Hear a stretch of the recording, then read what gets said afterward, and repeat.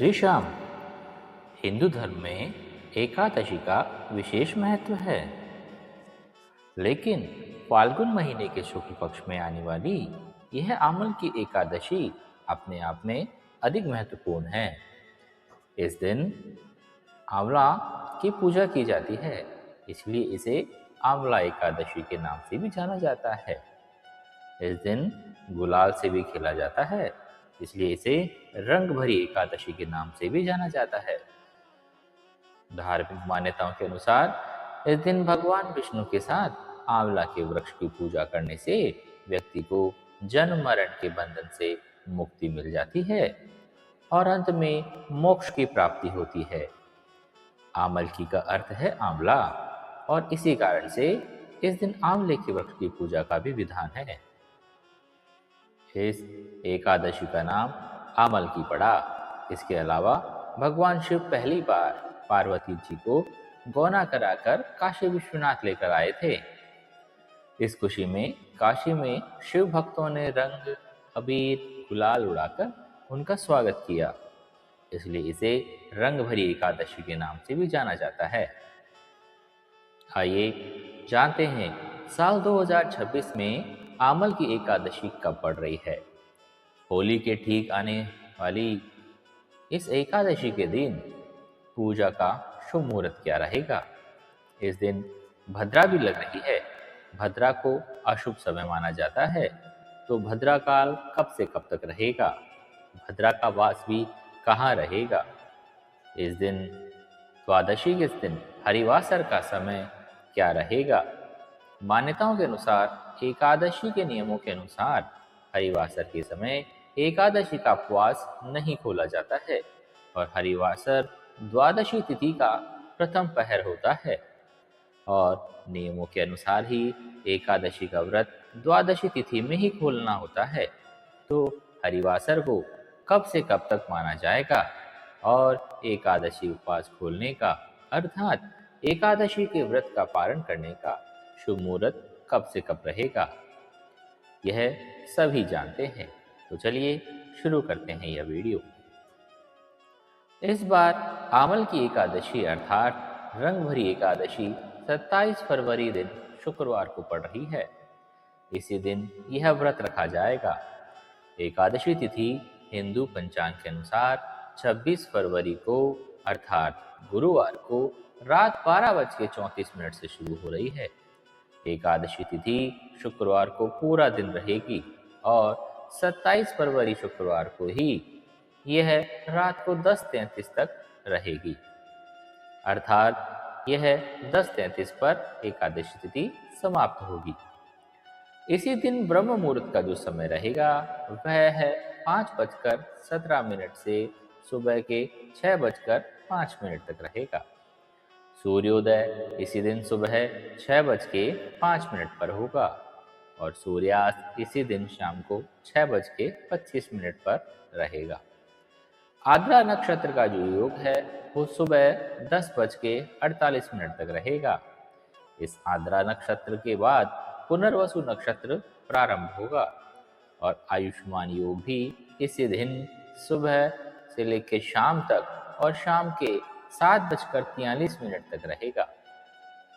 इस योग के बाद सौभाग्य योग प्रारंभ हो जाएगा। अब भद्राकाल की बात करते हैं। भद्राकाल शुक्रवार को सुबह 11:31 से शुरू होगा और भद्राकाल रात को 10:32 पर समाप्त होगा। भद्रा का वास स्वर्गलोक में रहेगा, जो कि पृथ्वीलोक पर किसी भी शुभ या मांगलिक कार्य के लिए अशुभ नहीं होगा।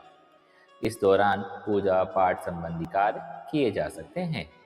राहु काल सुबह 10:30 से लेके दोपहर के 12 बजे तक रहेगा। आइए बात करते हैं द्वादशी तिथि की। द्वादशी तिथि 27 फरवरी को शुक्रवार रात 10:34 से शुरू हो रही है।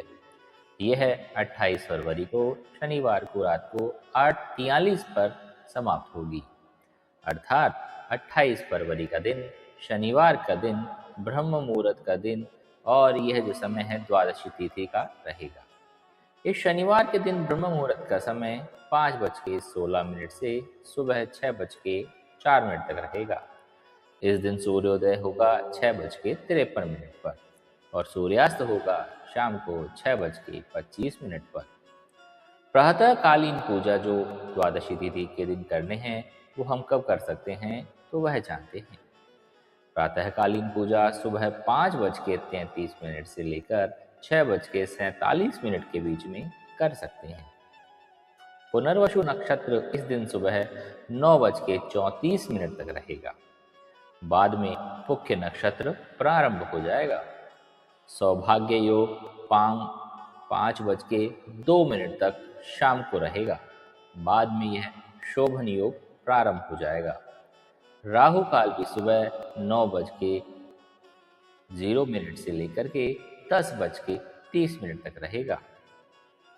द्वादशी तिथि लगते ही हरिवासर का समय भी शुरू हो जाता है, तो चलिए उसके बारे में भी जान लेते हैं। हरिवासर का समय इस बार 28 फरवरी को अर्थात शनिवार के दिन रहेगा और यह सुबह 4:30 बजे समाप्त होगा। आमल की एकादशी व्रत पालन करने का यानी उपवास खोलने का समय शुभ मुहूर्त को अर्थात कब माना जाए, यह 28 फरवरी के दिन शनिवार को सुबह 6:54 से लेके 9:06 तक रखा जा सकता है। इस बार की द्वादशी तिथि महाद्वादशी है क्योंकि इस दिन नरसिंह द्वादशी है। भगवान विष्णु के नरसिंह रूपी अवतार की पूजा इस दिन करने का विधान होता है।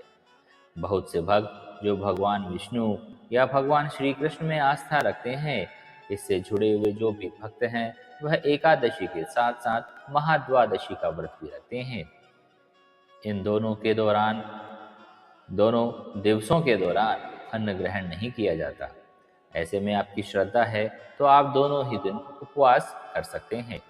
नहीं तो द्वादशी तिथि के दिन नरसिंह भगवान का पूजन करके उनकी कथा का श्रवण तो अवश्य करना चाहिए। एकादशी का व्रत रखने वाले भक्तों को इस दिन सुबह जल्दी उठकर स्नान करना चाहिए।